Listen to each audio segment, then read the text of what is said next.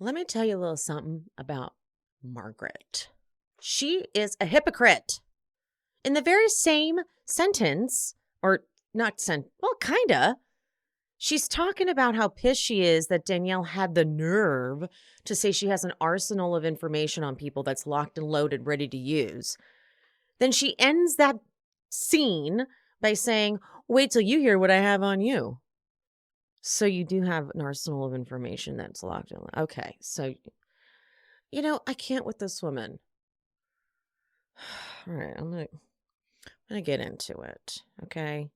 And this is the first week I'm doing the Jersey Summer House double episode. I'm gonna start combining recaps and shows moving forward. It just makes it easier for me to get episodes out to you guys on a more consistent basis. I really hate being behind schedule. I feel very guilty about it. You may not realize that, but I feel very guilty about when I'm not getting the episodes out to you in a timely fashion. So after this Jersey recap, we're going to get into Summer House, and I have Kelly Williams from Beyond the Blinds back to join me for that. But let's get into Jersey first, shall we? Before I do that, though, if you're watching on YouTube, don't forget to like and subscribe and comment. And I love you. Love you, YouTube. I really do. Love the community we are building. So, little virtual huggies. Little huggy. Here at She Speaks Bravo, we believe that Bravo TV is a great form of self-care and therapy. Look at me. I've been using it for over a decade, and I am a complete mess. That's me, by the way. I'm Emily, and I'm your host on this journey. What is this, honey? I love that. If you're not already subscribed, get subscribed and hit that notification bell because I'm releasing new episodes at least 3 times a week. You fool. That's my opinion! I talk Bravo, I talk true crime, and sometimes I talk a little scripted. So whatever you're here for, I hope you enjoy the show. Danielle and Rachel meet for shopping. And what the hell, Rachel? She says herself in her confessional that she's happy that she has Danielle because they're both navigating this new crazy group together. Then what she's going to do later does not demonstrate that. So I got a weird vibe from Rachel already, and now it's solidified. You are not a real one. Okay, whatever. We're moving on. I just don't. They talk about the Marge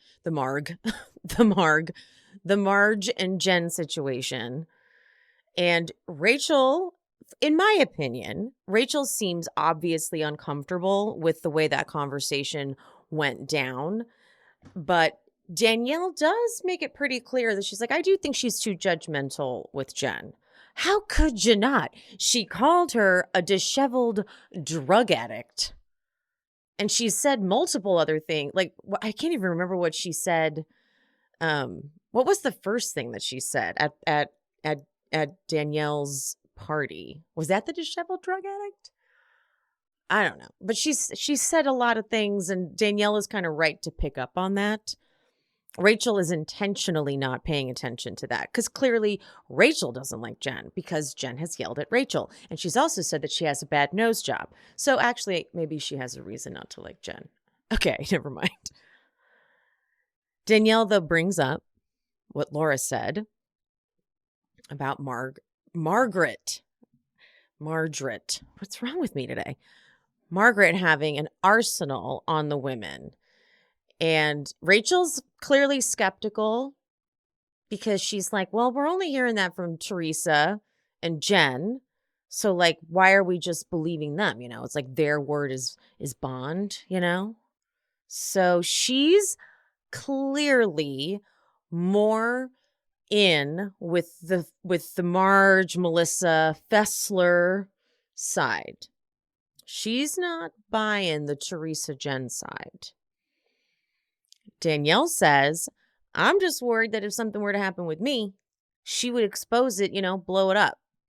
Well, your instincts are spot on. But it's just like Dolores and Jackie said last season. Jackie says, you do not want Margaret as an enemy. And Dolores goes, no. So, hello. Teresa and Jen go jewelry shopping for like gifts for the bridesmaids, or maybe it's to wear in the wedding. Or maybe this is what you do. Maybe you buy bracelets for all your bridesmaids. Oh, if you're rich, I don't know. The foretelling, though, of what Teresa's going to look like on the wedding was what I found fascinating. Jen being like, you're simple every day. This is your day to be extra. And Teresa's saying, yeah, I'm going to wear my hair half up, half down.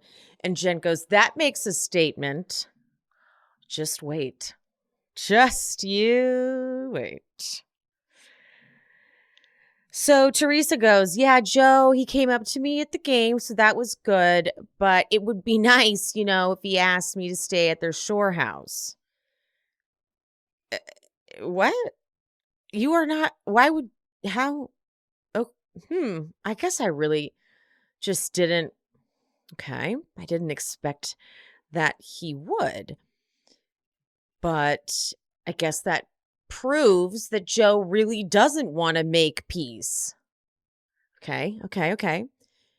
And then in her confessional, she says, my brother's telling Louie that he's upset that I didn't invite Melissa's mom to my wedding, but you don't invite your own sister to stay at your shore house. The simple-mindedness of that. You didn't invite, you haven't adjusted. I'm trying to this is where Teresa seemed very, what's the word? Hard-headed. It's like, well, you didn't invite Melissa's mom. I'm still sticking by the fact that she has the right to do it, but it is going to feel like a pretty big slight. I get where we're going to get into the origin of it. Like we finally do. And when she says what the origin is, I'm like, oh, that's it. So much has happened since then. So I'm going to kind of go with like, all right, we could just invite her to the wedding. Like if that's what it's about, like if you're going to try to make peace, that would clearly mend that. Thank God for Louie. I can't believe I'm saying that, but really, thank God for Louie. Louie is like, that would fix it for him. Because also, I think what Louie's thinking is, okay, what if because I kind of do this sometimes. What if we invite her? Because then it's like, now what, Joe? She's been invited. Now what? Now what you got? Because I kind of want to see that too. Give Joe Gorga and Melissa Gorga no excuses. Invite her to the wedding. It's like, it's nothing to us. Invite her to the wedding. You're being stubborn at this point, Tree. So invite her to the wedding. Now, what do you got? What else do you got now? Okay? You can't play the same games Joe Gorga's playing anymore. We got to rise above them. Because that's why this has gone back and forth for so many years. It's because Teresa will play that petty. She comes from the same father who is that petty and much of a grudge holder, And so thank God for Louie. We'll keep going. But Teresa says to Jen, they shouldn't have had Margaret stay there. Should have been me. When Teresa talks. God. Jen's theory, though, is the reason they are so Team Margaret is because she has something on them. Huh? How do we feel about that? I think it's ridiculous that anyone is acting like the whole group has said you don't want Marge as an enemy. This is a fact now, guys. Everybody knows it. Jackie said it. Melissa said it. Dolores said it. Everybody said it. Okay? Anyway, Dolores and Polly, she is going to stay at Rachel's shore house. It's crazy. She always stays at Frank's. But because, she's not doing that anymore, that's how it's going to be. Someone commented, I think it was on YouTube, someone commented that they're getting weird vibes from Polly, actually. that it is starting to seem a little bit controlling and a little bit insecure that he is so adamant that she be distanced from Frank. Because Polly's like, you got to set boundaries, and he's got to get used to it. And I'm just, okay, I'll keep my eye on it, because just because we like Polly and we think that this all makes sense doesn't mean that we're not, because we don't really see a lot of Polly. And I've gotten that, I don't trust no man anymore on Bravo. So you know what? I'm open to him not being so perfect. While I do understand why we find out later, he didn't want to stay at Frank's. Fine. I am wondering why even still he hasn't reached out to Frank or tried to make some kind of a connection there. It has been long enough now. Frank has made it clear, like, yeah, no, let's talk. Why has he still not done that? What is going on? Frank does want to connect. So just, okay, I will pay attention. I will. There is a balance. It doesn't have to be nothing. So, okay. Noted. Well, Jen and Bill pack up for the shore. Jen goes, what do you think about bringing Dr. Judy? She's like, you were silent. What the fuck? You were silent. And Bill goes into his like Confucius type of talk where he's like, I thought she said some insightful things because, we say stupid, hurtful things, but, we're trying to help the situation. And she's like, okay, but things were left unsaid and we keep pretending things are okay. And they're not. Life, it gets complicated, and it's not about being necessarily right or wrong. It's about how the other person feels through that process. What? Okay. What? Just like saying a whole lot of nothing. And Jen, in her confession, she's like, all right, I'm sick of this Confucius shit that he does. Support your wife. I'm living. Yes, Jen. Yes. Yes. And then Bill goes, we are here to be together and love each other like we did from day one. Small steps. Okay, how? That's a great sentiment, but how? You got to have actual action plans here, dude. You can't just say, oh, cool, that's a great concept, but like, what are you talking about? Now we get the shore houses. The Gorga shore house does look so fun. Jen's shore house, though, was purchased and they took everything from the previous owner, even the bed sheets, which I thought was a little unnecessary, but okay. Rachel's shore house has Jen Fessler and her husband staying in it, and also Dolores. Jen's shore house has Teresa and Danielle staying.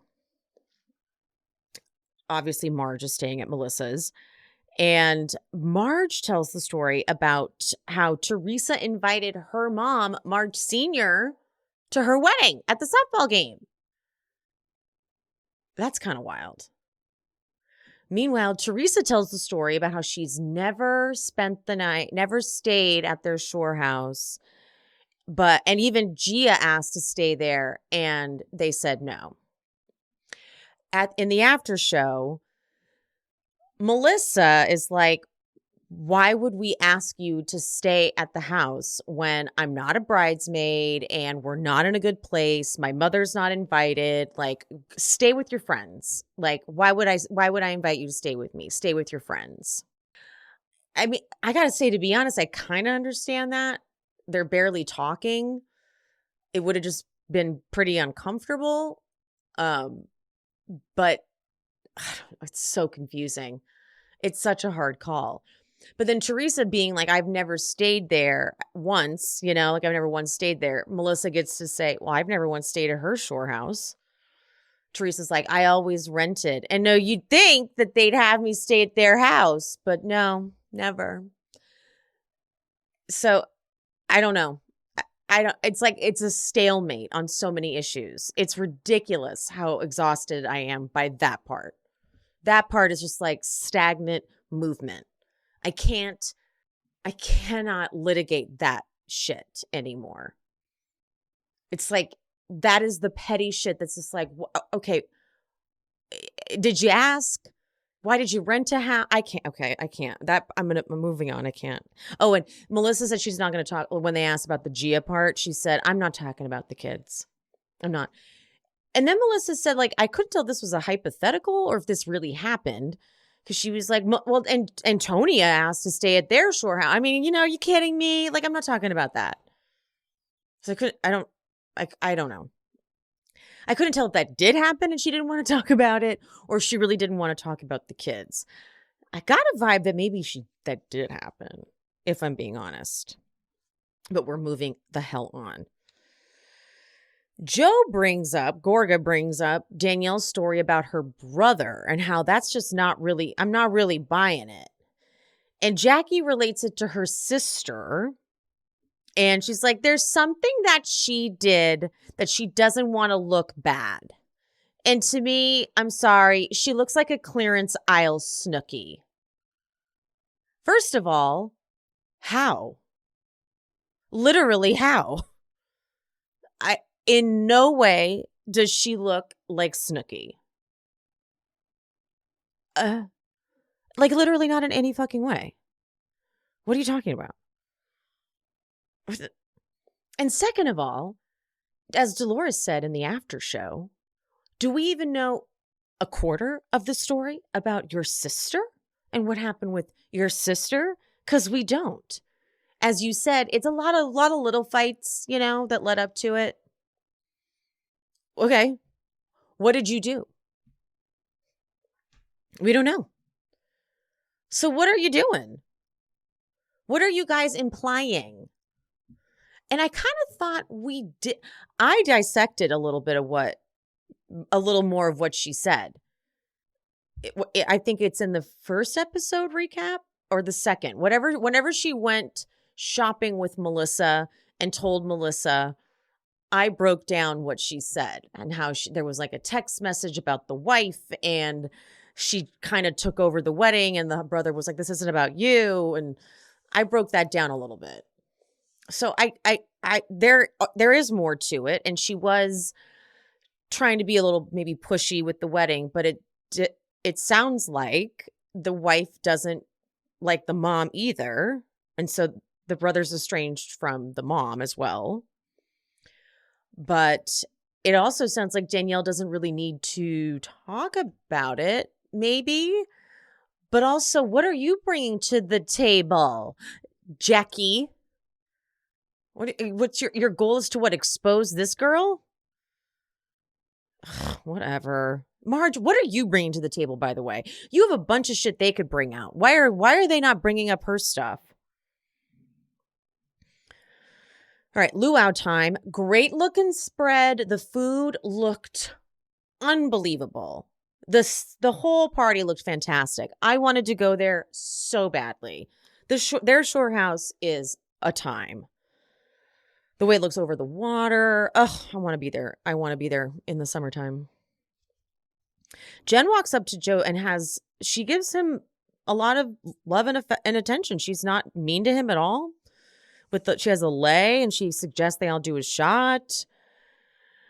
But then Marge with who's this, Jackie, right next to her, she asks Rachel, what did Teresa say about me? What did Teresa say about me? And Rachel's like, well, she said, you're a better friend than an enemy. And again, isn't that exactly what a bunch of people said about you? And Marge is like, she's going to have to clarify that. How dare she? How dare she even?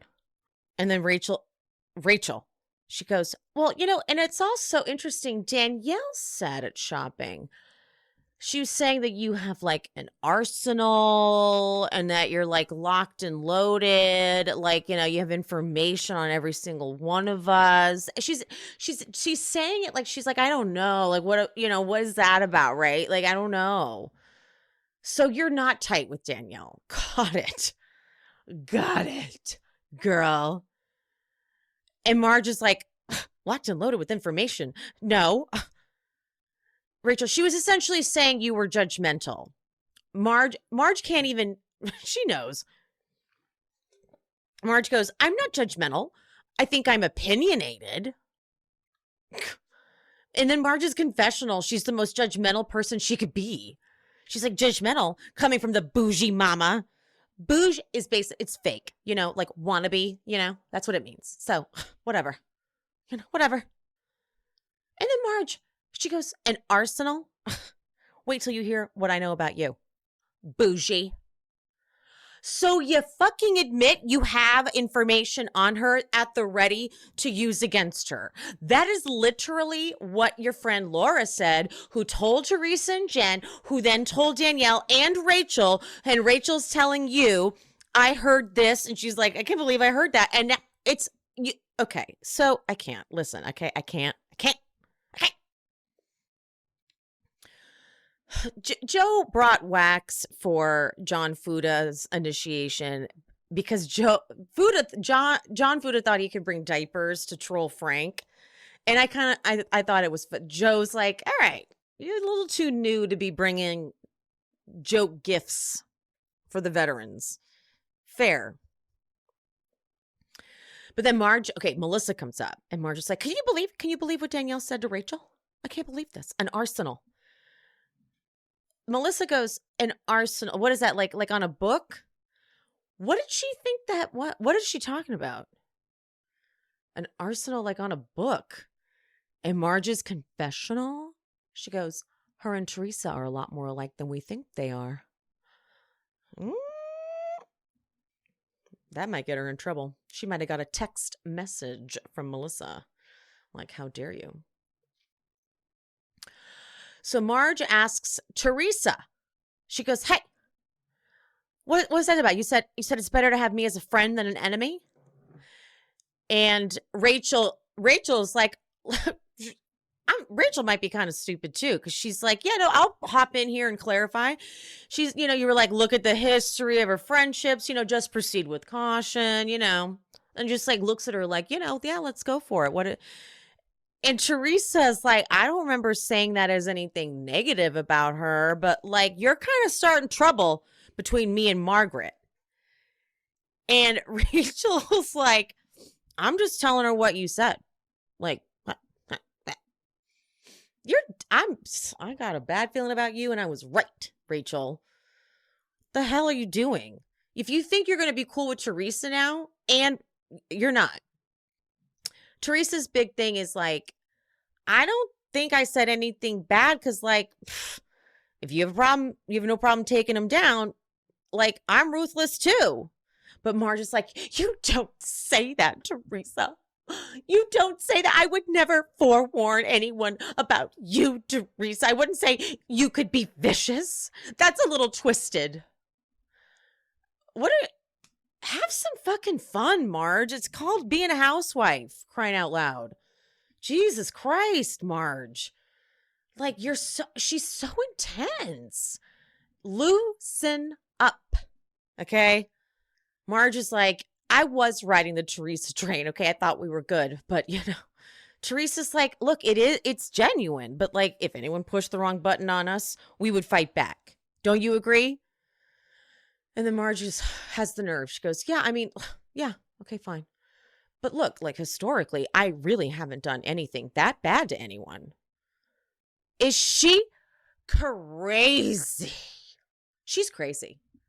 She's crazy, you guys. That's crazy. That's fucking crazy. I can't handle that. How does she have the nerve to say that? Okay. She has said vicious things. She's gotten in crazy fights. The fight that she just had with Jennifer. Like she you guys, I cannot handle it. Now Gorga's pouring alcohol in Bill's mouth. Melissa literally has to stop him. She's like, that's alcohol. She looks at Bill. She's like, spit it out. That was funny. I understand. I felt the same way. Like, don't let that go down into your system. And then they have a hula dance, a hula show, and Bill is up there dancing. And Marge's, she's not judgmental, guys, remember. She's not judgmental. Don't forget that. Don't forget she's not judgmental, guys. But what does Marge say? Of course Bill's wasted. How else can he stand being around Jennifer? I have secondhand embarrassment. Ugh, fuck you. You love it when your husband's wasted after guys' night. No wonder he has to get so wasted. How can he stand being around you? How do you like it? Frank and Dolores talk. Dolores is like, Polly can't be there, because of health stuff. But Britt even joins, Frank's girlfriend joins and is like, we really wish you were staying at the house, not going to lie. And Dolores is like, well, I was going to be there with Polly. Polly didn't want to stay there. But Jackie has to run over. She's like, your friend is about to fall in the ocean. Look at that. And they cut to Bill is literally rolling on the ground. But that is Joe's fault. And I will give Melissa props. She's like, no, we're not going to shame Bill for this. Joe did this. Joe, you did this. But then Dolores goes back to this and she's like, this is the first boyfriend who doesn't want to sleep with you, Frank. And Jackie's like, Frank, have you reached out to Polly? And Frank's like, I reached out to Dolores, because I didn't know how to contact Polly. Polly had a problem with that. Dolores shuts this down. I'm going to leave because this is where it gets to a stupid place. And Frank goes, just do me a favor and fix it. Dolores says, there's nothing to fix, Frank. I'm wondering if this is because it's on camera, because she kind of looks at the camera. She's like, oh, no, we're not doing this on camera. I think she genuinely doesn't want this to be the storyline, like the Polly storyline. She wants it just to be positive and not drama. I think that's what this is about. And I think she doesn't want the storyline to be Polly gets to know Frank. I think that's what it is. I think she's like, I don't want that to be the scene. I don't want it to be like Polly and Frank go to lunch and talk. So, because I am wondering why Polly doesn't contact Frank maybe and be like, all right, let's meet man to man. I know you're a little worried. I know you're wondering. Or I don't know. But if Dolores doesn't want that connection, that's all that matters, right? So if Dolores doesn't want it, then I guess that's all I care about. That's who matters. If I'm dating someone and let's think about it this way. I'm dating someone and my ex-husband is like, hey, when am I going to meet your boyfriend? I decide that when I'm ready. So moving the fuck on. Teresa, Louie, Jen Fessler, Marge, Rachel, and Dolores. They all are talking. They're talking a little bit about the wedding prep and stuff. And Fessler has some balls, honey. She's like, so Melissa's mom not getting an invite. Was that an oversight? Oh, I was scared. And Teresa finally, she goes, no, we have a history. And then in the confessional, she goes, all right, I'll be honest. I'm like, thank God. Because I'm like, are we not going to get any of this? Like, what the fuck? She goes, 10 years ago, I got busy, and I guess they got jealous. Translation, 10 years ago, she got the show. Melissa was pissed she was not the one on the show. Melissa's always wanted to be a star. She's admitted that. Her dad always was like, you're a star, you're a star, you're a star. Then Teresa's the one who gets on the show, and she's like, what about me? How am I not a housewife? Mom and sisters probably thought the same thing. Like, yeah, Melissa, you're the star of the show. You're the star of the show. Why are you not on the show? And so apparently Teresa says they were writing stuff on social media. And I'm going to read what they were saying. Lisa said, here's how you know Teresa is lying. She's talking. And that was in 2012. Kim says it was a reply to someone. Did you ever like Teresa? She says, yes, very much before all the craziness and diva and lies. And then Donna. You know, honey, I try to keep peace. I'm upset with Teresa and the girls for the hurt Joe is going through. He really loved them all. From Donna, I don't think that's that big of a deal at all. But okay. Maybe there was more. Those were just not the most salacious examples they could have pulled. The sisters, I get. The sisters, they've been pretty savage. But Donna? Also, Donna, since then, has got to have made up for it. And Teresa says now they're back in the group, she's like, why would I invite the mom and not the sisters? And Dolores is like, the mom is different than the sisters. And Teresa's like, no, I don't think so. And Marge tries to explain. Joe thinks Donna Marco is part of the family. And Louie goes, I actually spoke to Donna tonight and I apologized. Teresa's like, what? But she has to keep it together because she cannot show them that she's pissed. And then in her confession, she's like, do I wish Louie would have spoken to me before talking to her? Of course. But he just wants to keep the peace. And then she says, I wish my brother would have come talk to me directly and then all this could have been avoided. How? I want to know how. What do you mean by that? What do you mean you wish your brother had come to you and said, why did you not invite my mother-in-law? I really want to know. Would she have said, I'll invite her? Because something tells me she might have. Because Teresa's kind of simple like that. If Joe was like, Tree, it really is hurting me that you're not inviting my mother-in-law, she'd be like, okay, I'll invite her. I don't know. I really don't know. I don't know. I cannot. This is like, it's too much. It's too grudgy. She's like, I forgive, but I don't forget. And then in the after show, Dolores was like, I know that Teresa can hold a grudge. And Teresa goes, I don't hold a grudge. And Dolores goes, okay, so I know that you maybe don't forget. I forget. I remember. That's the same thing. So, okay. Teresa gives Louie permission to invite her, though. And they're like, what? But this is where Louie, I'm telling you, I think Louie knows that this is not the battle to fight in this war. Not this one. This is too easily criticized and kind of shitty. This one is not worth it. We got bigger fish to fry, babe, is what he's thinking. This don't take this one. You know what I mean? That's just my theory. And I think I'm right. If we invite them, they can't say other dumb shit. You know?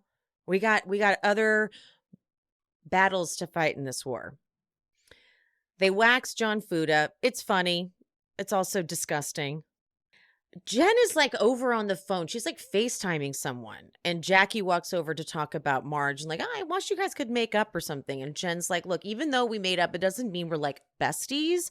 My daughter has suffered trauma because of her.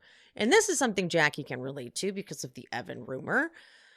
But Jen talks about how the issue with Bill now is just, Jen's drunk, so she's just talking to Jackie about things she probably shouldn't. She probably shouldn't give Jackie any information on her because Jackie's just going to go tell Margaret. And Margaret's going to use that against her. So, but she's drunk. So she's like we're in therapy now. The huge issue with Bill is how we're raising the kids. And he basically wants the kids to be pushed and it's all about school.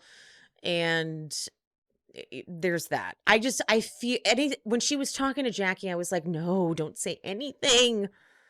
I just feel it's not safe. It's not safe. Don't trust Jackie. She's going to go tell Margaret. Meanwhile, or later, Jackie goes and talks to Fessler, Teresa, and Marge. And this woman, Jackie, why does she hate Danielle so much? She's like, I know you guys like Danielle, but there's a piece of her that's just not nice. Look in the mirror, okay? Meanie. And of course, Marge is like, oh yeah, I'm still pissed about that Arsenal comment. Which you proved right, by the way. Dolores is like, Marge is upset that you were saying, she's got like an arsenal of people and stuff. And Danielle's like, I'm just repeating what I heard. You added some editorial comments, but still, your friend Rachel should have never done what she did. Period. But Danielle, she's like, I'm very triggered by people talking about me. It reminds me of when I was younger. And she's like, I'm very much taken back to that place. She goes, but the only difference now is I know I can throw a right hook. Danielle was hysterical in this whole moment because she pulls her husband off to the side and she's like, come talk to me. She's like, apparently everybody's conversation has to do with my name in their mouth. And I'm having a hard time with that. And he's like, what are they saying? She's like, they're just talking. It's like, I have a hard time. I could tell she's actually upset, but it just seems like not real because she's such a character. Now Jackie starts, she's like, the story about her brother is bullshit. Okay. And Marge is like, there's more to this. Just guys, like, this is so stupid that I don't know. This just is dumb. That's like some big conspiracy. What do you think happened? What do you think? Some big thing happened? This is so silly, Jackie. What happened with your sister, huh? What big thing happened with your sister? You guys do not talk at all. What was the thing that happened? Tell me. Huh? What is it? Stupid. And Teresa's like, look, there's like her side, his side, and they're like, it just sounds really petty. And Teresa goes, Italians hold grudges. She's not wrong. Okay. Proof left and right. But Melissa sees Danielle off to the side, so she goes to check on them. And Melissa goes to check on them and tells them, like, here's what we're talking about over there. But she's like, they think that the story about Danielle had no idea, by the way. She thought that they were still talking about the Marge conversation. And she's like, they don't think that the story about your brother is totally truthful. They think they're not getting the whole story. Like with me and Teresa, there's her side, there's my side, and the truth. Danielle goes, honestly, I can't hear anything you're saying right now because my insides are ready to go nuclear.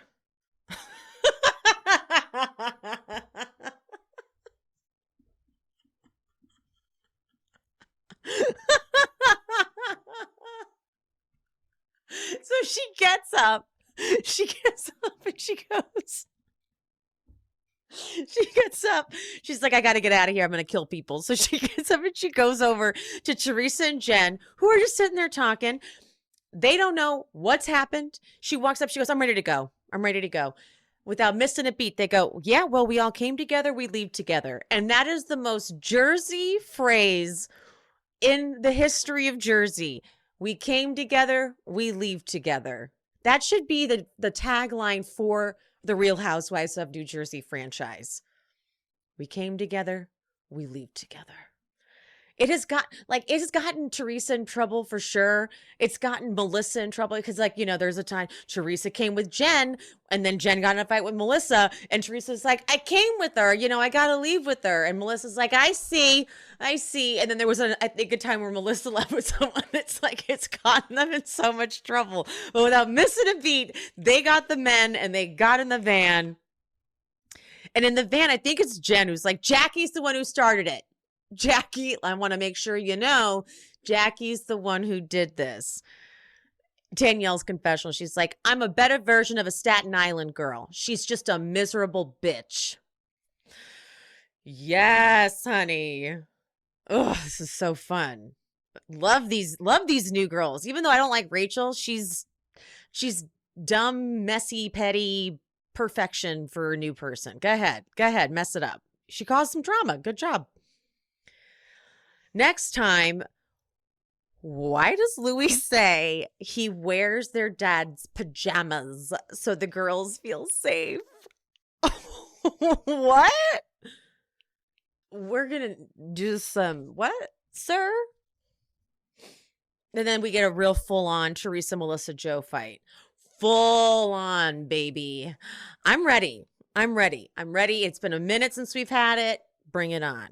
Bring it on. I'm ready.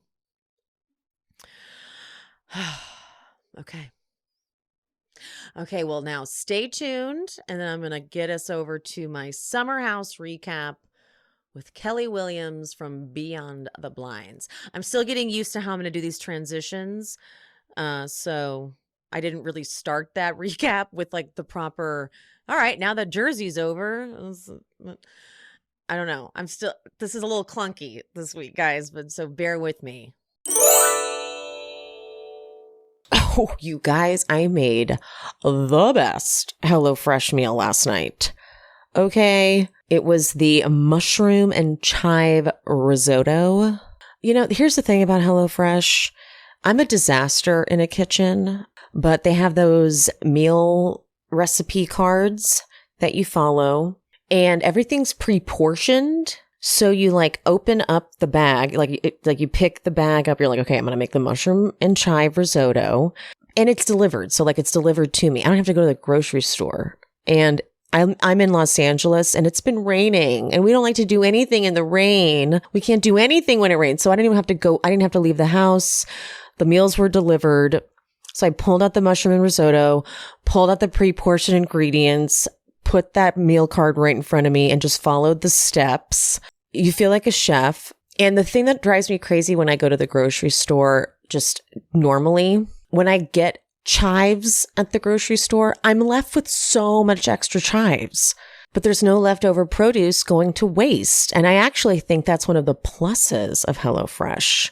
Another great thing about HelloFresh is you can swap out proteins. You can also put in organic chicken and beef, if that's your thing. That is my thing. I did select organic beef and chicken on a few of my meals.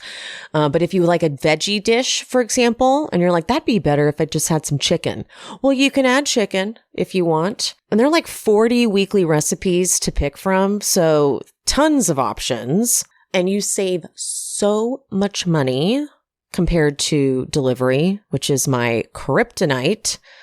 Well, it's my bank account's kryptonite. Go to HelloFresh.com/SheSpeaks60 and use code SheSpeaks60 for 60% off plus free shipping.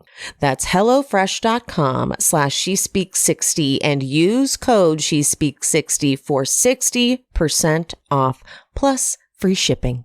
HelloFresh, America's #1 meal kit. Okay, I'm not ashamed. Well, maybe I'm a little ashamed.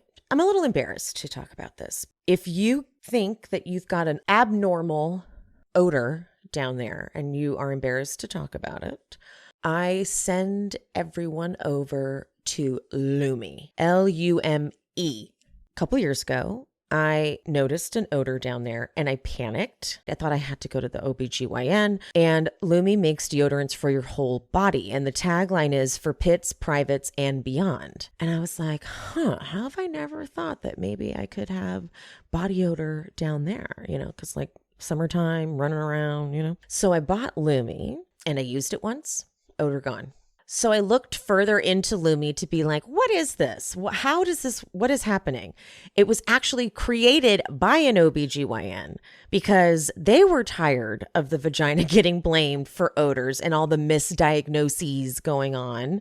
And they use mandelic acid, which stops odor before it starts. So this is like a pre-odorant. And this can keep you smelling good for up to 72 hours, which is a long time. I kind of hope you shower before then. But hey, whatever. It can, if you need it, it can. It's aluminum free, baking soda free, and paraben free. It's skin safe. You do not need a lot of it. There's a variety of scents. My personal favorite is toasted coconut. This is what I use. I smell delicious down there. Let me just tell you. And that's an adjective you want to use when describing below the belt, if you know what I'm saying. New customers get $5 off Lume's starter pack with code SHESPEAKS at lumedeodorant.com. I use Lume everywhere. I use it under my boobs. I use it in my thigh folds. I use it in all of the places that can get a little not so great. That's why I really love the wipes too. The cool cucumber wipes. I feel like I've been to a spa. Little quick spa refresher, even though half the time I'm using them in my car. Lume's Starter Pack is perfect for new customers because it comes with the solid stick deodorant, the cream tube deodorant, and you get 2 free products of your choice, like the mini body wash and deodorant wipes, and free shipping. So as a special discount offer for our listeners, new customers get $5 off a Lume Starter Pack with code SHESPEAKS at lumedeodorant.com. And that equates to over 40% off a Lume Starter Pack when you visit lumedeodorant.com and use code SHESPEAKS. That's LUME deodorant.com and use code SHESPEAKS. All right, everyone, act like you've done this before. Don't embarrass me in front of my guest. Be cool, okay? Today, we actually have a returning guest. You may know her from her work in such films as Sleeping Beauty and Everyone I Did Last Summer. Oh my God, I'm sorry. That is the wrong Kelly Williams. This is Kelly Williams, who is host of Beyond the Blinds with Troy McEady. Hi, Kelly. Hey, thank you so much for having me back. I'm so excited. Absolutely. So if you guys missed her last appearance, she already went through her stance on the cast. You are a self-proclaimed Lindsay apologist. Have you changed your stance on any of the cast as we've gone through these episodes? I will say I'm glad Sierra's kind of back. It's really nice to see her not lusting over Fozzie Bear. Like, it's very Agreed. Amazing. We really are getting more of her, aren't we? Yeah, and even the Karma Brown, I know we'll get into it, but I thought that was like the best. Yeah, no, I was like, oh, this is her personality. Right, now I get why everyone likes her. I agree. I had no idea what the appeal was, and now I do. Because we only saw her like Austin or cry over Austin. And I think last time I was hard on Gabby, but Gabby, I have come around to really like Gabby. Yay. Okay, so I'm going to do an experiment this time, something I don't normally do. So what I've come to find when I go through a recap with the guest, when I go through like the stage direction, if you will, I put my editorial spin on it. And I find that that's a little unfair to my guest if they don't necessarily have the same take. So I'll be like, and then Lindsay said, and then Danielle said, and then I'll like do that. But if the guest is like, well, that's not how I took it, that's not fair. So what I'm going to try my best to do is I'll take us through, I'll just be very neutral as I take us through a scene. And then I'll be like, how was you, what did you feel about that? You'll be my therapist through it. And then I'll be like, interesting. This was my take on it. We may match up, but I'm so curious because I flipped quite a bit in this episode, and I don't want to sway you. Okay. And because I really want to hear what you have to say, because I was a little hard on Lindsay last episode. I was fair, I would say. I was very balanced, but still I was a little bit harder than maybe my listeners would have liked, let's say. Okay. So it's going to be hard for me because I even noticed like my notes are already written pretty editorialized. So it's going to be hard for me to get through it. I'm going to do my best. It's an experiment. It may fail. You know, I'm glad you're trying it on me. You know, I'm a great guinea pig, great tester. You are. You're. I'll do my best. We'll do my best. We're in this together, Kelly. Okay, so the most pathetic party setup we've ever seen. No, so bad. I mean, I think we can both agree on that. The photo wall. Yeah, I will say though, I really like the disco balls in the pool. In the pool, yes. I thought that was a great. As Gabby said, I'm using the pool as a decorative element. I was on board with that. Yeah, it was a great theme. Just the decorations weren't hitting the way they usually do. And you know what I'd say is if it was a nighttime party, those disco balls would have looked way cooler in the pool. But because it was a daytime party, I'm like, I don't know. Like, it didn't quite hit. But if at night, I bet those disco balls looked sick in that party, in that pool. Yeah, I agree with you. Okay, so here's where I'm going to try to be neutral. And I'm just going to take us through the stage direction on this. Okay.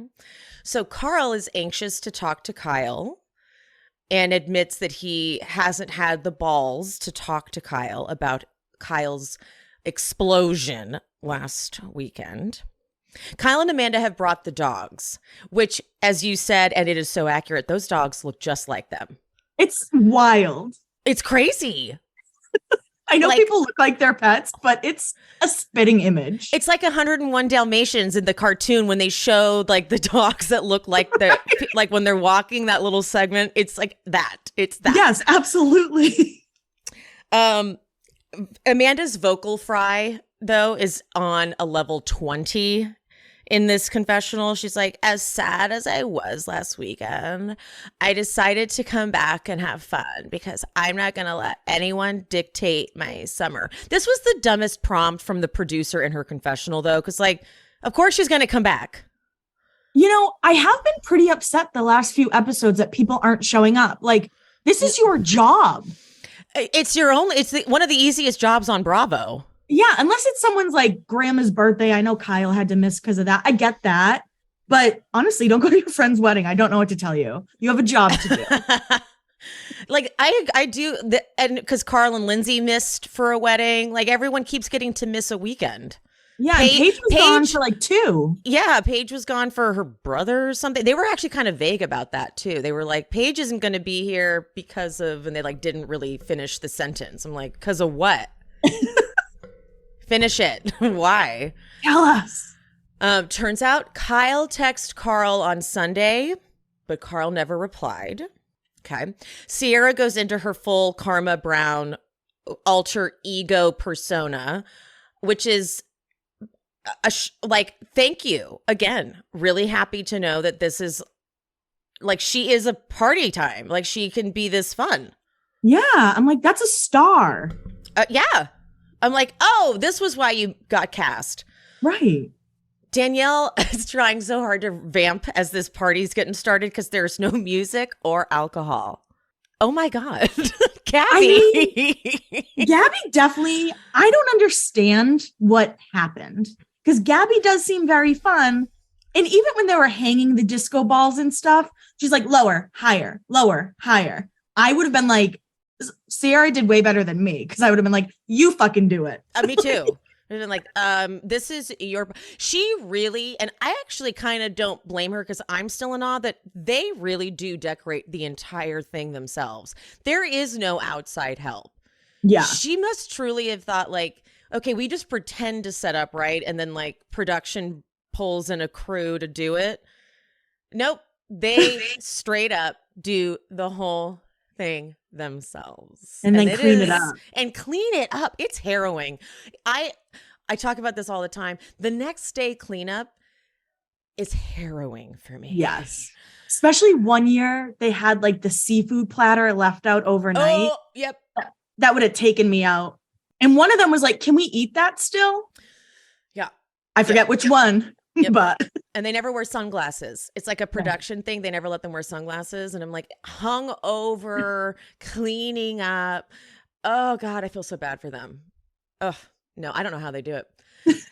I guess though, someone sent me a DM, and this actually made me feel better. Paige talks about, she talked about in like a TikTok or something, that they actually are really hungover, and sometimes they do puke and stuff, but they just don't show it on the show. Oh. Well, that bums me out. I would like to see that. Yeah, I would like to know that they're hungover. Me too, because it makes me feel like they're like superhumans. Because all I see is them waking up and going on a jog or going to Barry's, and I don't like that. I know. I'm like, oh, they do so much Adderall and Coke just to like get it all together. I think it was you and I that accused them of that, right? I'm sure I did. Yeah, because like I don't get it. No. Oh no, maybe it was I had the producer from Reality Bites on that. We were like, there's no way you can drink that much alcohol and not vomit. Yeah, you have to take a supplement. Supplement. Substance? Supplement? That's not the right term. Let's call it that. No, let's call it that. I like that. You got to take something. You got to take a supplement, honey. If you're going to get through. Like a vitamin, like cocaine. Yes. I don't know. That's what we call it from now on. A party supplement. Ooh, that's what we call it from now on. We coined it. That's going to be the name of this episode. Party supplements. Perfect. I'm into Perfect. I'm into it. So meanwhile, as Danielle is vamping, she's like, sorry, guys, we'll get some music going and some alcohol. Gabby's like, I'm going to go change. I'm hot. She doesn't get it. No, again, you're right. She didn't understand the true responsibility of throwing a summer house party. No, she did not. So I'm going to try to do this neutrally. Lindsay's like, have you talked to Kyle yet? And Carl's like, no. And she says, you should address it head on immediately. What did you feel about that? I don't know. I honestly feel like Carl is like a powder keg. Like he's just waiting for one little spark, and we'll talk about it in a scene a little bit later. But I thought that was aggressive. I did think that was like an aggressive Lindsay thing, but also I get her being like, just address it now so you have fun at the party. Mm-hmm. I felt like, I was like, uh-oh. He's not delivering what she needs. Right. He hasn't made her a sandwich. How many sandwiches has he made? How many sandwiches has she made? Has he made for her? And when you see what Kyle is willing to do for Amanda, mm-hmm. It's almost like Kyle and Lindsay could be together. Honestly. Oh my God. That would be incredible. That's what I've always thought with those two. And I think, again, like we talked about last time I was here, it's like now Kyle doesn't have his drinking buddy either. Like he's losing. And when Lindsay would drink, she'd fall and break her face and he'd be like, let me help you up. Like, so he didn't look so bad. Are they destined to be together? Like that, it's kind because like that's what Lindsay would want. Lindsay would want someone to be like calling up the other person a bitch and saying horrible things, but Carl is not in that place. And I'm going to put a pin in this because, like you said, we'll get further into it. But like, I would want that too. Yeah, well, especially after what Kyle did. Right. Like what Kyle did was egregious. And now that so much time has gone by, it's harder to get like revved up to get as mad. Yeah. To match that energy. I guess sometimes though, you do have to match that energy. Cause I know like what we talked about last time, I was like, most people are probably, Kyle's losing his mind. He's drunk. We'll deal with it later. But Danielle didn't wait. And Lindsay and Carl weren't even there. Yes. So, and Danielle knows what Lindsay's Lindsay's bestie and knows that that's what Lindsay deserves and wants. And that's why Danielle was like, that's not fucking cool. And Lindsay pretended like she was okay with him not doing that. And I think he didn't even need to match Kyle's level, right? He could have just been like, hey, put a pin in this. Let's stop. Like, this isn't necessary right now. Exactly. Just at least stand up and say something like, let's not do this right now. Right. Period. Done. Tensions are high. You're drunk. Let's talk about this later. The end. Yeah. Let's do this. No one's been drinking. And let's absolutely talk about this tomorrow. 100% we'll talk about it tomorrow. But like he said, nothing, walked away, hid in his room. And that was it. My feelings about Carl. And I actually really saw that this episode.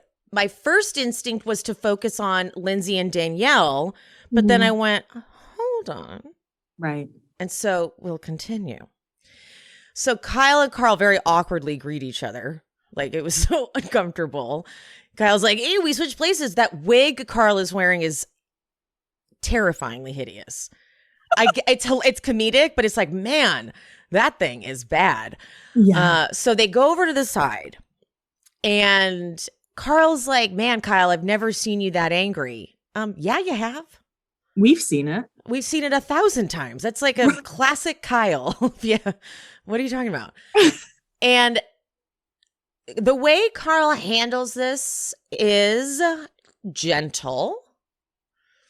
I don't love how you're speaking about Lindsay. Do you guys even like me and Lindsay?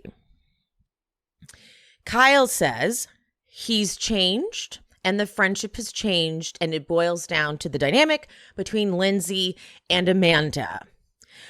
Meanwhile, Amanda's over there saying, like, Lindsay uses this whole I'm not a good friend thing against me, and she's in a place of I'm sorry you feel that way, which, as we know, is not at all an apology. It's like one of the biggest fuck you apologies in the world. I had someone say the I'm sorry you feel that way to me kind of recently, and I was like, that's just so you know, that's literally not an apology. Do better. It's literally not. Like, I'm sorry you feel that way. I'm like, what does that mean? Like, do we not, how we still do that? Because she's like, I just can't do it anymore. Now, I don't know how I feel about Amanda saying that, because I'm like, you didn't really own up to the fact that she came pretty viciously, in my opinion, for Lindsay at that reunion, out of nowhere. I feel like they all did. I want to know what exactly Lindsay has done. I understand Lindsay is a flawed character. Yes. I'm aware. But it just seems like the whole house, this is what I wanted to ask you too. Like, I didn't really watch Real Housewives of New York till the end. So I didn't know like prime Real Housewives of New York. And I can assume that this is how you felt when it started to like fall apart. And you're like, no. I want to glue it back together, because that's how I feel watching Summer House right now. And it just seems like the only way for them all to get along is to hate Lindsay. You know, that's kind of not inaccurate. So what happens, I think, like someone brought this up to me and it's like, fine, okay, I can sort of trace it back to that. Remember when, was this season 3? Was this when Paige and Hannah joined? I think was that season 3? Mm-hmm. Okay. Remember when they started season 3 and Kyle had written that email? Oh, the 17-page front and back. Was it or single spaced? Was it 17? I think it was like a single space 17-page email. I thought it was 7, but 17 is another level. But okay, it was about how Lindsay and Danielle had been like cropping Amanda out of pictures on social media. And unfollowed her and stuff. And like, so Kyle has been like defending Amanda against Lindsay and Danielle for a while. Mm-hmm. And so someone brought up that like that's maybe like sort of the root and the origin of it. But I'm like, okay, that was season 3. We've had many lifetimes since then. Like, I feel like Lindsay and Amanda have bonded and had many experiences since then. Right? Or am I misremembering? You're right. I honestly think going back to, I think it was last season when they were at the winery and Amanda started bringing up like Lindsay's miscarriage. I think that really also was kind of, Amanda thought she was being like a good friend and Lindsay's like, what the fuck are you talking about? So I just think people need to realize they're never going to be friends with another person, and that's okay. You can still be like cordial and polite. Yeah, like Lindsay is someone that is specific. Yeah. And yeah, and like Danielle accepts her and lets her run wild and free, even when it's difficult. Like, remember last season at Lindsay's twisted fairy tale birthday party, and Danielle's laying in the bed listening to Lindsay be like, if I want to fuck Austin, I'm gonna. And Danielle has her hands over her face like, can you please not? Right. Can you just not? But she's like, Yes. I'm not going to tell you not to. Like, can you not? So Danielle can accept it, but like Amanda's very judgy and controlling, and she's not really one to talk when it comes to a lot of things. I agree. But that's Amanda. Like, Amanda at the reunion was like, you can't talk like that, Lindsay. Apologize like this. No, that's not an apology. Like, she just was very controlling. It's like, God, Amanda, like, what? Who made you in control of the whole group or in control of Lindsay? Right. It's like, because you can't control your husband. Is that what's up? Yeah. And so I feel like Kyle has realized if I just can make Amanda happy, it makes my life so much easier. And so I feel like he's really jumped on the we hate Lindsay bandwagon, because then Amanda can be really cool with Paige, because that's her number one goal, is to be like Paige's bestie. And then Craig and Paige and Amanda and Kyle can all hang out, and they all don't like Lindsay. Lindsay is the number one enemy. And now it feels like, okay, so I'm going to keep going. I'll try to stay neutral. Okay. Carl tells Kyle that Lindsay is hurt by the things Amanda has done. And then Kyle goes, what has Amanda done? And I'm like, what? Didn't she literally say like Lindsay hates fans? Yes. And maybe that technically would have been before that, right? Oh, maybe. See, this is because this was Watch What Happens. Was Watch What Happens Live. This would have been after. Okay. But also this was after the reunion. Right. When it was pointed out that they don't like Lindsay's photos on purpose. And Carl is tainted by Lindsay. What do you mean? What has she done? But now Carl. Okay. So I feel like Carl, when he said, okay, never mind. I'm not going to say it. Carl says, Lindsay and I are like, we're looking at houses. And Amanda said, it's too soon. And Kyle says, how is that bad? And Carl's like, well, I've never talked shit about your guys' relationships. I'd be like supportive, and I've always been encouraging. How do we feel about that? I don't even know. I thought this was one of the worst conversations to sit through, to be totally honest. I was so bored out of my skull. And I was like, just talk to each other. Don't talk around everything. Just be like, hey, you lost your fucking mind and you need to own up to it. And you can't talk to Lindsay like that. The end. Done. Yeah. That's it's like, I felt like Carl, when he said, Lindsay and I are looking at houses, and Amanda said it's too soon. I feel like even he didn't think it was that big a deal, but Lindsay felt like it was that big a deal. And he was regurgitating that. He was like, I'm not really 100% sure why I'm bringing this up. I'm like, you're not saying what you should be saying. Right. The number one thing that you should be saying is, don't ever fucking talk and scream at my girlfriend like that, period. Also, you're her friend too. Right. We're all friends. We started this fucking show together. What's happened? What Carl could say is, I know you can scream at Amanda like that sometimes, but you can't scream at Lindsay like that in front of me, or if I'm not there. You just can't scream at her like that. You cannot do that. And then because when he said this shit, it leaves Kyle open to go, you're reading between lines that don't exist. It leaves Kyle to make him feel less than. Feel stupid for having feelings. Yes. And then Carl goes, I know she's polarizing and complicated, but she's trying to put the right foot forward. What? What are we doing? I'm like, are we describing Peyton Sawyer from One Tree Hill? Who wrote that line? No.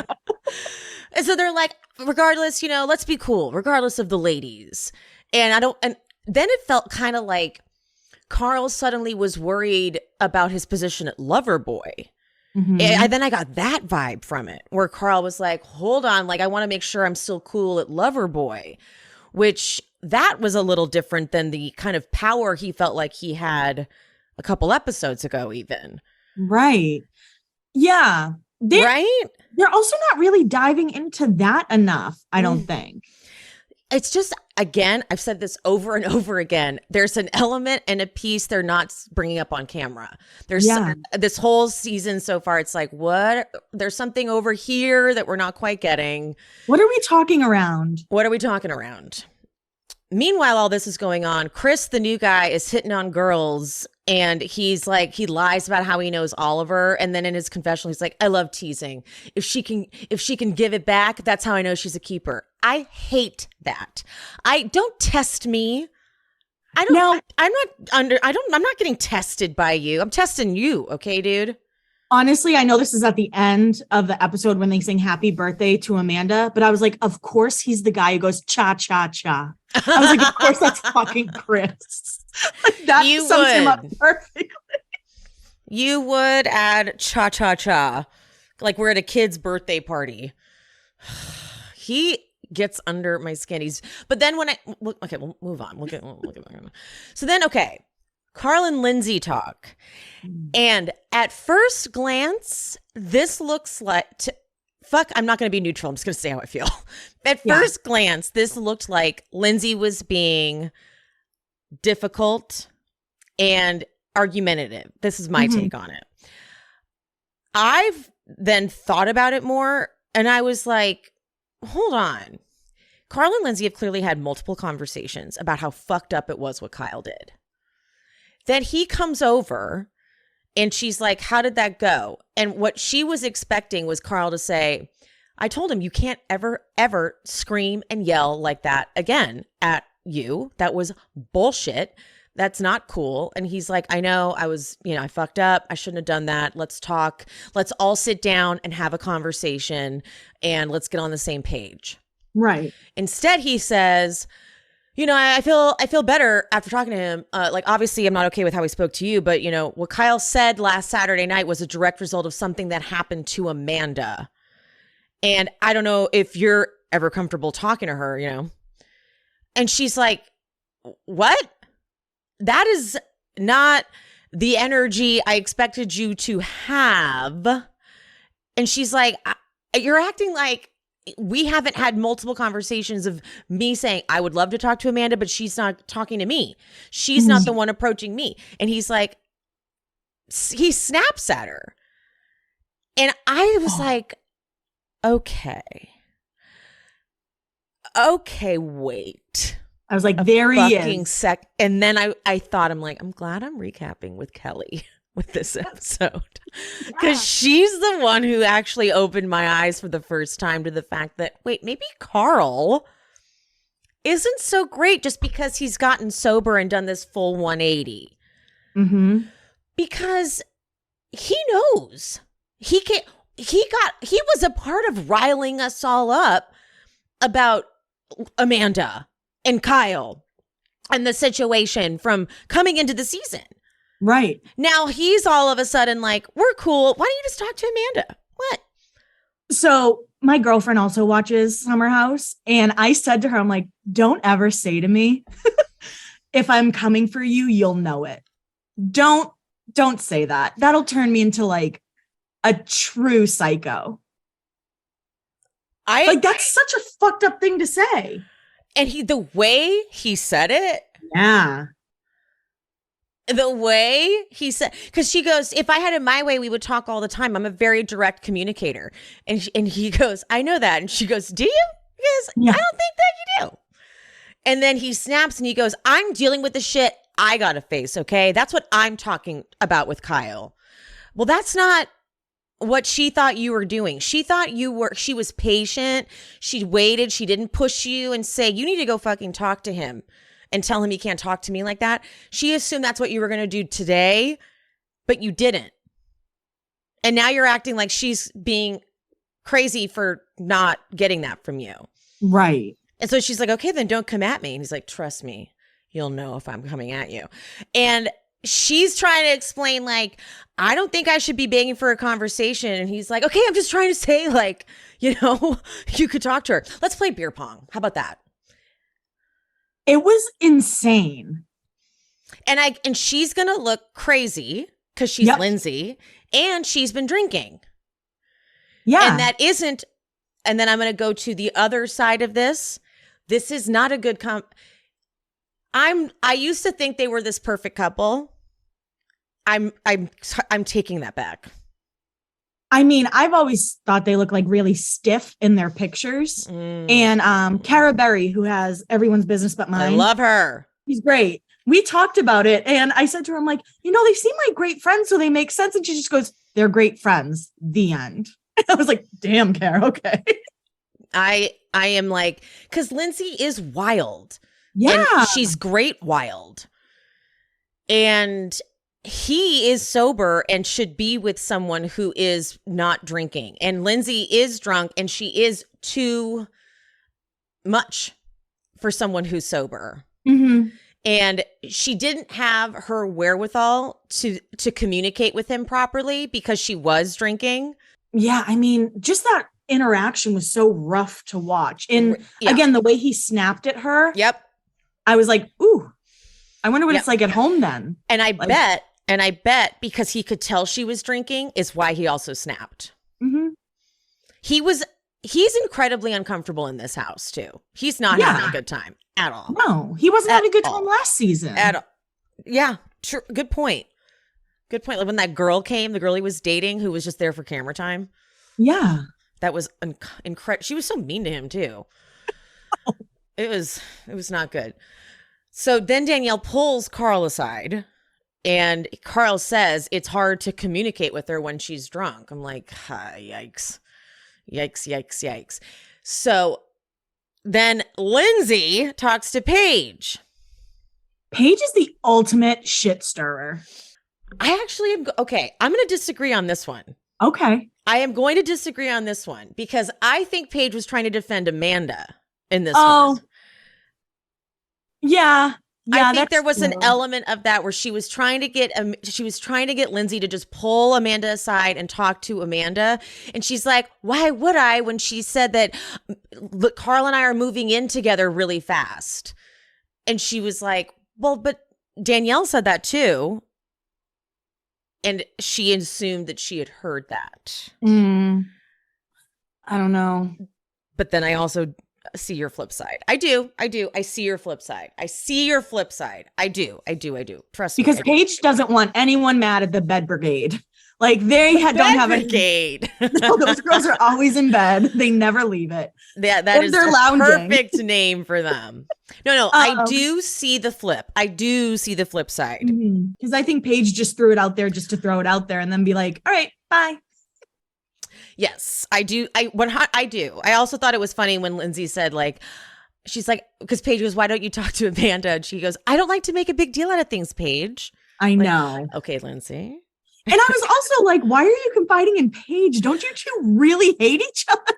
And she's also drunk. And that I appreciate. This is why I appreciate. This is why Lindsay cannot be sober on television. For sure. Like, sorry, Carl. But she can't. She is like, now that we've got a buzz on with Lindsay, it is like, she's back. I hate saying that, but I'm like, oof. Sorry, Carl. What did you think? We haven't talked about this. It was kind of like a background thing. The fact that Maya was so obsessed with shots the whole like party. Did you notice that? I didn't catch that. Just like popped into my head. Like she was pouring shots for everybody. She poured a tequila shot for Oliver, but it was a double shot. And she's like, no, I'm going to finish that shot with you. I feel like Maya's trying really hard to be like, we don't need Lindsay because I can party too or something. Oh, interesting observation. Because I was like, Maya, we get it. You're partying too. But like, she was just like, shot. I am getting a very bad read on her this season. Yeah, for sure. Not a great one at all. Mm-hmm. I like it, especially the way she went at Sam and pulled her aside to say, we all think you're talking too much. Oh, yeah. And she keeps on calling everyone bitch too. Yeah. I mean, I'm getting like I'm the cool new person that infiltrated the group and I'm like dictating how everyone behaves. Like the way she blocked Danielle from going in to talk to Amanda last episode. I was like, excuse you, they've been friends for years. Yeah. You're the new person that can like step aside. You don't know their dynamic. She can go apologize to her. They would have gotten over it that night. Danielle would have gone in, hugged her and been like, I'm so sorry. Like I came out wrong. You know what I mean? Like that just, Maya's trying to kind of claim her space a lot. So I did not even notice that part at all, but good observation. Thank you, Emily. Good observation. Carl is talking basically about how he's like, I just, walked away from the conversation. I just didn't want to upset Lindsay. Like that was what he did. Like, he's like, I just wanted to, squash it, just walked away. Danielle makes this line here is great. She's like, for two of the most outspoken people, you guys sure internalize a lot of things. I think that's pretty accurate. Mm-hmm. I think that's pretty accurate. And when I think about it, Lindsay's track record is is she does tend to internalize until she starts exploding. Yeah. Like she lets it get to that point and then it's like constant explosions until it's done. Like a volcano eruption. Yeah. You know, it's like she's like, lets things go, lets things go, lets things go. And then it's like, you should have known. Right. So then Lindsay's still talking to Paige. And this Paige has already explained. Okay, so maybe you are right. Because Paige didn't need to say the part where Danielle was like, she's living in a fairy tale. Okay, yeah, she did go too far. Mm. Yeah. Mm-hmm, yeah. Okay. She was stirring the pot. She was loving it, wasn't she? Paige is such a troublemaker, but she's so cute. Everyone's just like, oh, with her little hair flipped out. She looks great. She looks fucking hot too. Yeah. Paige is beautiful, but people are just like, oh, she's so sweet. Like, yeah, she's just like Polly Pocket. Because she even goes, "That's your best friend." I thought you knew. Yeah, that. Yeah, she does say that. Totally. As someone who has stirred a pot or two in my day, with your cute little self, you're like, what? Not me. Oops, what? I don't even know what you're talking about. Danielle, though, so they fucking showed a preview. I make a point not to watch the previews Bravo releases because what they do is they intentionally take the clip, like they clip it before and they clip it at the end to where they're telling a very limited version of the story and it's misleading. Mm-hmm. So they clipped it, and this is the part where they clipped it out, where they started it where Danielle is seemingly projecting with no basis. So it seemed like Danielle's like, look, you know, I, in my relationship, have issues like with Robert, you know, I'm not going to cry, but I rarely see him. You know, he works a lot and blah, blah, blah. And I wish you guys get to the point where you could talk about the hard stuff. So when I saw that out of context, it seemed like Danielle was basically like, here's all of my issues in my relationship. You guys have issues too, don't you? Right. I had no idea there had been a fight before. I had no idea what had happened. So don't watch previews, guys, because you'll get all amped up emotionally and it misleads you and misdirects you. Which is even more emotional. Yes. And then you watch the episode and you're like, oh, like this is fucking annoying. So it's really stupid. Meanwhile, when Lindsay finds out that Danielle has said that she's moving in too fast, I love that Lindsay points out that Danielle moved in with Robert after 2 months. Yeah, we didn't know that. I didn't know that either. I was like, so Danielle. Again, everyone just projects all their shit on Lindsay. Yeah. Because she's kind of an easy, I hate to use like easy target, but you know, she is so loud. She has had so many moments on the show that if people are just like, oh, Lindsay's crazy, it's kind of like, yeah, maybe. Yeah. Well, so then Danielle comes over. I thought this transition was hilarious because Paige leaves and Danielle's like, what were you guys talking about? And Lindsay's like, you. And she's like, oh, I hope good stuff. She's like, no, bad stuff. And Danielle goes, Paige, what were you saying? Like there may have been some supplements used in that. At that party. Supplements, lots of supplements. Party supplements abound. They clipped this damn thing. So I thought that this was about to be like a fight and Danielle was going to be like, I didn't say that. But Danielle was not at all afraid of this conversation. She was like, Lindsay says, I mean, how can you say that you're concerned about me? And she's like, because I am. I'm totally concerned. The conclusion of this made sense. She doesn't shy away from the conversation. And I liked when Danielle said, there's part of your relationship that feels off limits to me. Mm-hmm. And that tracked because this must feel so weird for Danielle. She's never felt like Lindsay's relationships are off limits. And now Lindsay's in a relationship with another best friend of hers. And she can't talk about it. Yeah, it's the friendship dynamic that we talked about the first time I was on. It's all changing. And I don't think Danielle's jealous of Lindsay and Carl. I don't either. And I see that take a lot. I don't think that at all. I think she sees things because she knows them both so well. Mm-hmm. And what flipped the conversation is Danielle saying, you know, because Lindsay's like, what fairy tale are we living in? Like, she's like, oh, I'm going to get really mad at you. And Danielle says the one where you don't like to fight and have and talk about the real stuff. And when Lindsay says, this is what changed it for me too. She goes, Carl doesn't like to have the hard conversations. I'm a hard conversation girl. I'm like, you are. Lindsay is. And that's when I was like, Carl is the problem here. Yes. We're all so busy trying to figure out whose fault it is between Lindsay and Danielle.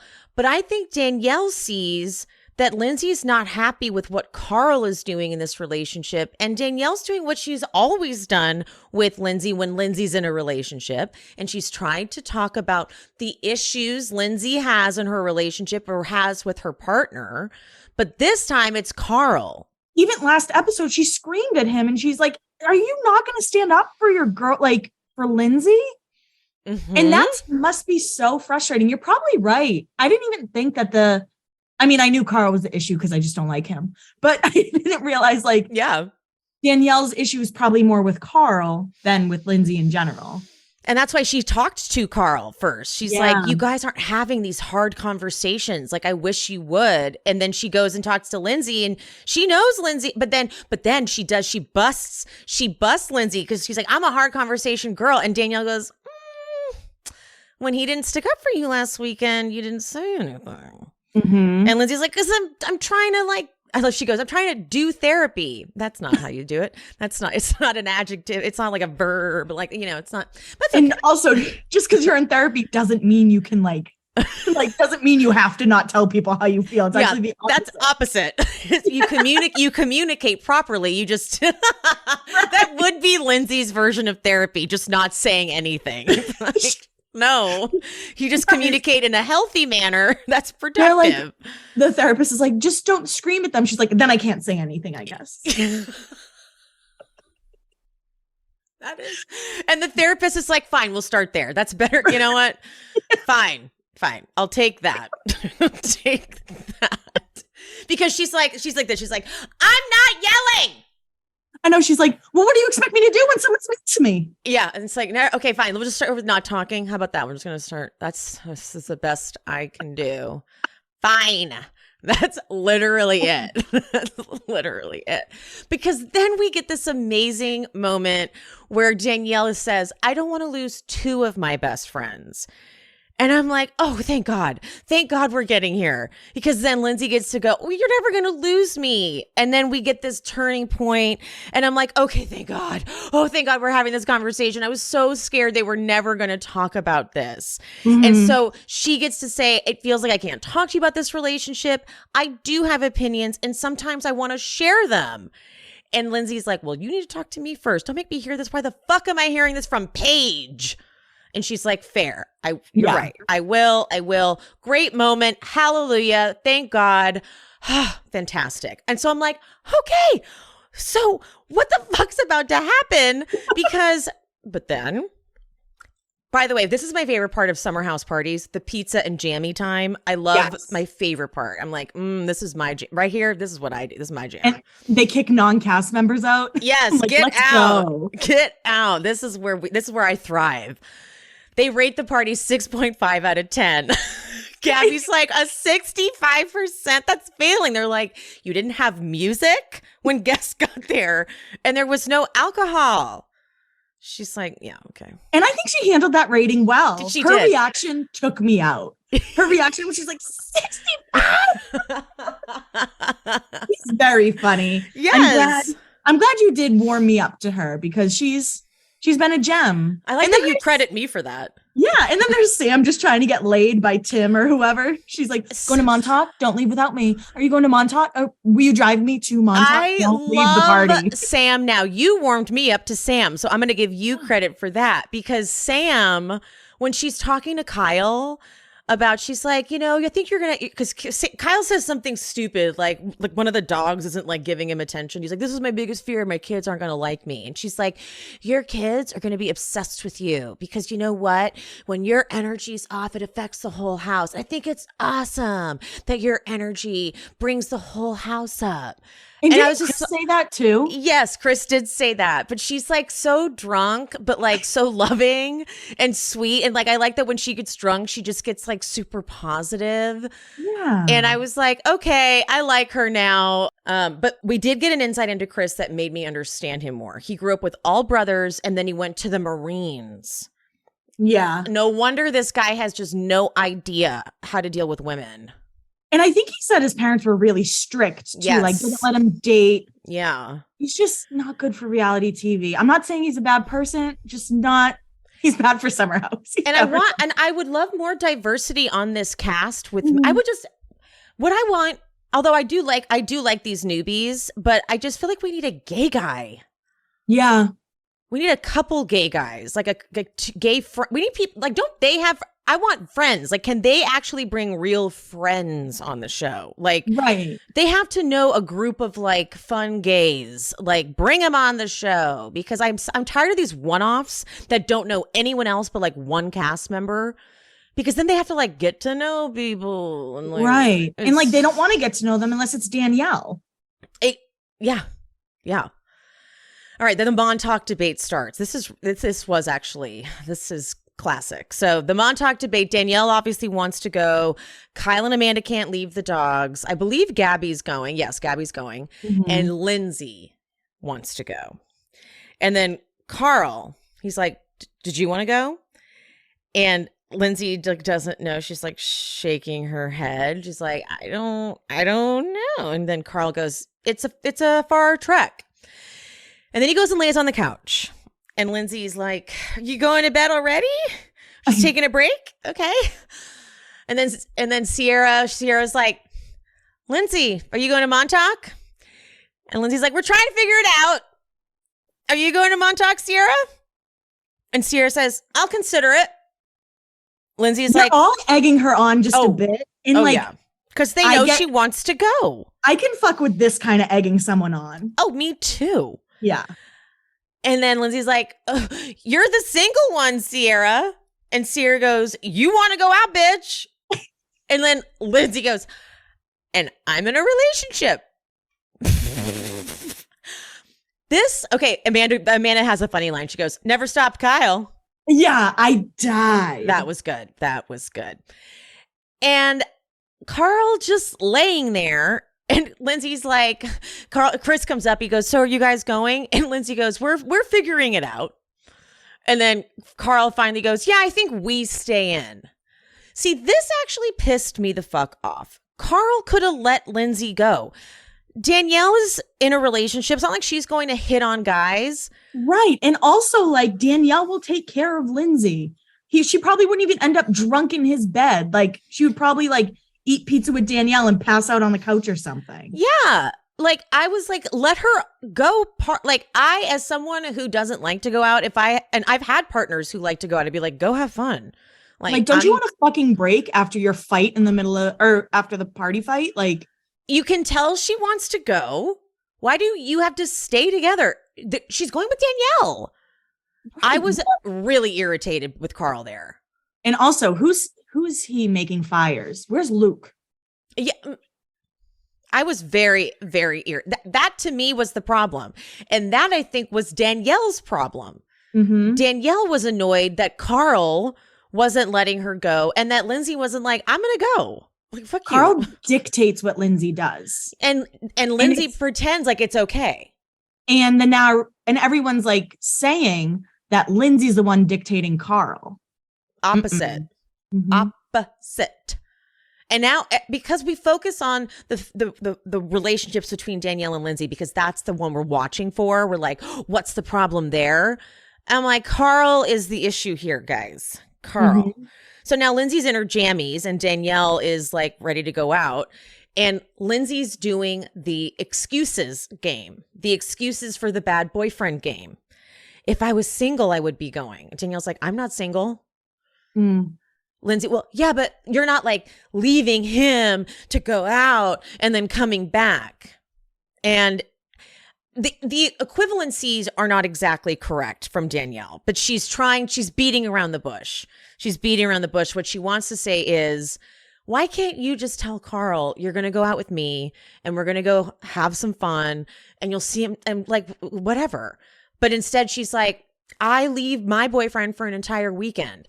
And by doing that comparison thing, it doesn't feel as good for Lindsay, and I'm sure the audience is going to read it as, well, your relationship's different, Danielle. Yeah. And that's what I'm seeing a lot of. I'm seeing a lot of that online. Like, oh, because your boyfriend doesn't want to see you all the time. You want Lindsay's relationship to be the same. I get that.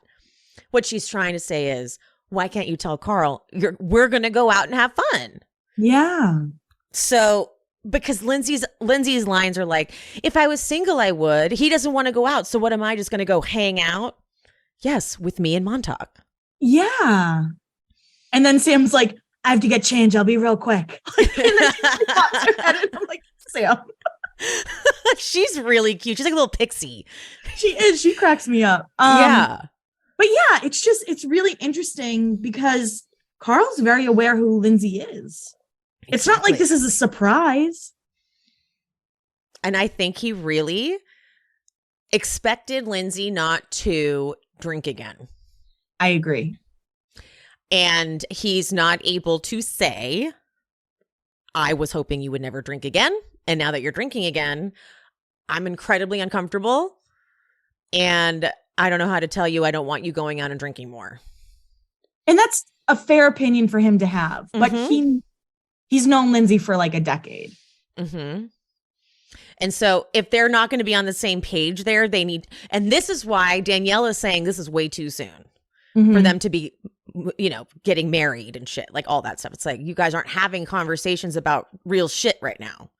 You're just like just living in a fantasy. So like, I'm now seeing all the stuff that I thought Danielle was just kind of being a hater last episode, which is how they're telling the story like this intentionally so that we're like, ooh, Danielle. And then I'm like, oh, never mind. I see. Okay. I get it. Yeah. Anyway, comedic relief though, the girls return from Montauk and it turns out that guy. So wait, what happened? That guy, Tim, that Sam was supposed to hook up with, put her in an Uber? Yeah, it sounds like he just like got annoyed with her. And then we found out they got kicked out because she was laying on a pool table. Was that what it was? They say it way later, just really quick. Oh, because I missed it. I was like, what happened? I think Sam got really drunk, laid on a pool table. They got kicked out. And then the guy was just like, go. I like that Gabby and Danielle were like, we don't care. We like didn't care at all. And it was so sad when Sam was like, I think I'm annoying and I'm constantly apologizing to new people for my personality. And yeah, that really bummed me out. Because the second I saw her, I was like, I love her. You did. You loved her. Like, you would totally be friends with her, Sam. We would like, and then she tells the story of her shitty ex, who I hate. I hate him. I hate him with all my heart. And then Danielle's like, I'm shocked by this because when I first met you, I found you to be genuine and bubbly and a lighthearted person. And fucking Sam goes, being in this house has kind of brought up a few of my insecurities. And they flash back to Maya being like, we all think you talk too much. But I love that all of the whole cast is still friend. Like Lindsay hangs out with Sam and Gabby. She's posting about them all the time on her Instagram. So I'm glad that she's been taken under everyone's wing. I love her. And I think that's a good wing to be taken That's under. a great wing for Lindsay. Yeah, she needs all that confidence. She needs like the savage confidence of Lindsay. Right. For sure. All right, next morning, birthday brunch setup. Paige's top in her confessional, I posted about it. It looks like those placemats, those woven placemats. Yes, I saw that post. That's right? So funny. Maya and Paige then talk on the couch about Lindsay the night before. Okay, as much as I get what they were going for in this conversation, I don't like Maya's take on it. I don't like when she said, when you make sacrifices in a relationship, like you grow resentful. I'm like, that's not exactly the right terminology. I feel like sacrifices in a relationship are sometimes vital. Mm-hmm. I think what they meant by, I think they're more going for like, she's not being herself. Yeah. And that's fair because Lindsay wanted to go to Montauk. She was like, we're not going to go? No, I guess we're not going. She's like smiling through it. She's like talking through her teeth. She's like, I'm so happy to say. Yeah, like that was pretty obvious. And I love Maya and Paige both being like, we would never want to go. Like Paige is like, I never want to go out. Like, same girl, same. Never want to go out. So it would be fine for me, but like Lindsay loves going out. That's like why she's so great on Summer House. Danielle and Lindsay always want to go out. And the others, like you said, are what did you call them? The bed brigade? The bed brigade. I can't take credit for that. I saw someone on Twitter call them that. I wish I remembered their handle. Okay. And then people were responding being like, I'm surprised they don't have bed sores. I'm like, this is hysterical. Carl and Lindsay, I was upset. Carl and Lindsay missed the happy birthday for Amanda. They come down like after the happy birthday is sung. The worst timing. It's like as it's happening, they're like, oh, sorry. God, guys. And then like you see Lindsay almost going for a hug, and maybe she did and the camera panned away or something. But the way she just stands next to Amanda with a big smile, she's like, I'm like, you're going to go for a hug? You're just going to look at her? What you going to do? No? Okay. Just like, okay, bye. Okay, question. I don't know a lot about art. Was Kyle's present? Was that piece of art? Is that some famous artist? I have no idea. And I don't think anyone at the table really knew either. Because I rewound that over and over, and I took a picture and I was like zooming in. I'm like, is there some, and it was presented like it clearly was presented like womp womp. Like everyone was like, oh. I think Sam looked around. She's like, oh, it's so nice. Everyone was like, good job, Kyle. Because you forgot her birthday last year. And now I was waiting so I went on both their social medias to see if Amanda posted like, I love this piece of art that Kyle got me. I had been eyeing it forever. Or I was hoping that Kyle was like, this is our favorite artist. Nothing. No post. So was this some piece he just picked out? He's like, this is so Amanda. She's going to love it. And Amanda's like, oh my God, he got me a present. That's all I care about. And it was such a strange piece of art. And I thought it was weird no one else gave her presents because last year they did. Yeah, well, that was 30th. Oh, okay. And so this was 31. Yeah. That was a strange piece of art. I'm not kidding. I rewound and paused and took photos and was like, I need to understand. It's a multi-concept. Okay, I'm done. I was sorry. I'm going to move on. You're like, this is a nice break from Scandival. I need to figure out what this painting is. Yeah. I'm like, no, and the fact that they didn't post about it, like the fact that it wasn't like, in case you were wondering, this piece is by nothing. So I'm sure that later Amanda's like, we're not hanging that in the house. Right. Kyle's like, I painted this for you. It's Kyle's art. Kyle's original. It's like, you don't like it? What if he did? Oh my God. And that was it. They toast for the birthday and that's it. They're like, all right, let's pack up and go. And Lindsay stops Amanda. She's like, hey, what are you doing this week? And Amanda looks like she just got punched in the face or something. Amanda's reaction is like, oh, I don't know. My parents are coming into town and I'm doing dinner with them. It seems like Lindsay has like a knife to her side. She's like, you're going to hang out with me. Totally. She's like, I was just thinking maybe we could hang out. Just us. Amanda's like, okay, let me check my calendar. Okay. Okay, let's now circle. Amanda should want to do that. Right. Unless Kyle didn't talk about their conversation. Unless Kyle wasn't like, hey, the conversation was more about you and Lindsay than about me and Carl. And shouldn't Amanda be like, I'm glad we're going to talk because I'm glad we're going to clear the air? That's what I expected her to say. Instead, she acted like she was being tortured or something. Shouldn't she be like, you're right. We do need to talk. Yeah, we need to grow up a little and just figure this out. I'm so glad. No, instead she's like, okay. Okay. All right. Well, then you clearly don't want to resolve it. I feel like her fear. This is the feeling I got. It's like when your group of friends hate someone and then that person's talking to you. It's very like in Mean Girls when Katie's pretending that she's part of the plastics, and then they see Janice Ian talking to her, and she's like, why was Janice Ian talking to you? And she's like, I don't know. She just started talking to me. And like, it's like that. Like Amanda's like, why is Lindsay talking to me, guys? Oh my God, Lindsay's talking to me. It had that energy. And I think Amanda knows that she has said some shitty things about Lindsay. That she on does camera. On like multiple things. And she has to own up to it. Why are we so weirded out, Amanda? Let us know. Let us know. Tell At us. Amanda Batula. All right. Well, that is the end of the episode. Okay. I think we kind of lined up pretty much on our thoughts and our feels. Yeah, I think this episode was helpful for me because just I don't like Carl, and now I see other people might see it. But unfortunately, I do think most people are just like, oh, Danielle's jealous. I'm like, no. She's also, again, dealing with friendship changes, dealing with relationship changes. But she sees her best friend isn't acting like her best friend. And I call it like the Lauren Conrad friend, because I'm the Lauren Conrad friend. And I think Danielle is very much like that too, being like, hey, what's going on? Yeah. And Lindsay is all in on this relationship because it really seems like it should be the end all be all. And also, it's more than that now. It's a business. They're a business together. Totally. They are a commodity. I mean, that I say that with like Ben Affleck and J-Lo. Oh, God. Yeah. You know, like celebrity couples are better as a business than they are separately.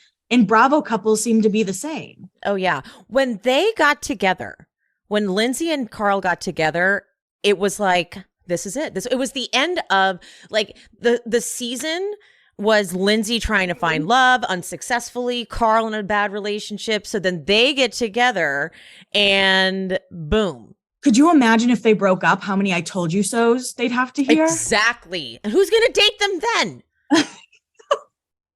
What's going to happen then? You know? Oh, Carl will be fine because everyone loves him. You're right.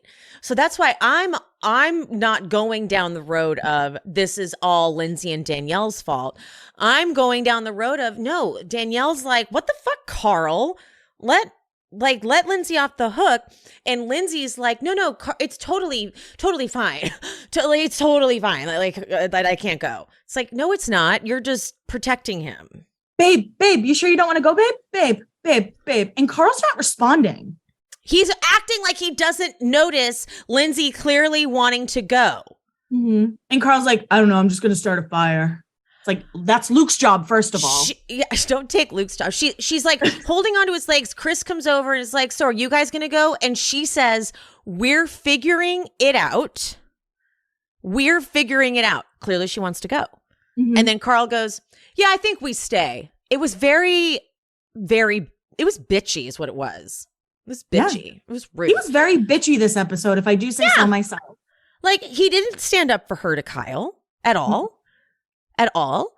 And then he acted like he's like, why don't you just talk to Amanda? Like, he's like, whoa. What the fuck are you talking about? We have spent this entire time since the reunion talking about how shitty it was that Amanda said that to me and how she hasn't even reached out. And now you have one little conversation with Kyle after he cussed me out. And it's like, I'm just like, get over it, Lindsay. Yeah. And then he's talking to Danielle, mentioning you're drinking. And honestly, I think like if you have even a friend who's too drunk, you go up to them with a water and you're like, hey, you need this. Like, if you have an issue with how she's acting, you got to talk about it, Carl. Yeah. And that's why Danielle was like, I think you guys aren't having the hard conversations. Mm-hmm. Right. Okay. So that's that. That's that, okay? It's Carl's fault. We're not going to have any of the slander about Danielle or Lindsay. No. And both of them can be also flawed, but we're not going to fixate on that. It's going to be because like it always happens. The women always get the blame. Yeah, because like I said a million times this podcast, I don't think Danielle's jealous at all. It does not feel like that. It doesn't. It feels like these are her friends. And now she's like, guys, why am I being like, what is a gag order? Like, I can't talk to you guys about your relationship. I would talk to you about any relationship you're in. Mm-hmm. And I'm noticing this and I'm going to say something. Right. Okay. Because I'm a friend. Yeah. Okay, cool. Well, this has been great. As always. Thank you for having me back. That's going to happen again, whether you like it or not. Like whether the listeners want me or not. Listeners, whether you like it or not. They're going to be like, she hated Carl a little too hard this episode. I know. I'm going to get a lot of hate. Anyways, well, can you tell the people where they can find you and follow you? Yeah, absolutely. So I co-host Beyond the Blinds with Troy McKeedy. It's a lot of fun, celebrity blind items. And then on Instagram, it's Laguna_Biatch. Biatch. All right, guys, I'll have everything linked in the description too, so you can find her and follow her easily. And as always, love you, mean it. Bye. I hope you guys enjoyed the show. If you did, would you mind leaving me a 5-star rating and review on whatever platform you are listening? If you're watching on YouTube, don't forget there's the super thanks option down at the bottom, the little button with the $ and the heart. And also I'm on buymeacoffee.com/SheSpeaksBravo if you want to buy me a little coffee or 2 or 5. And my Patreon, that is where I'm covering all of the classic Bravo jams. If you want to follow me over there and subscribe, link is in the description. And follow me on Instagram and TikTok at She Speaks Bravo. And whoever the guest was for today, all their information is always in the episode description. So if you want to follow them and check them out, check there for the info. And any of the sponsor codes that I mentioned in this episode will also be in the description.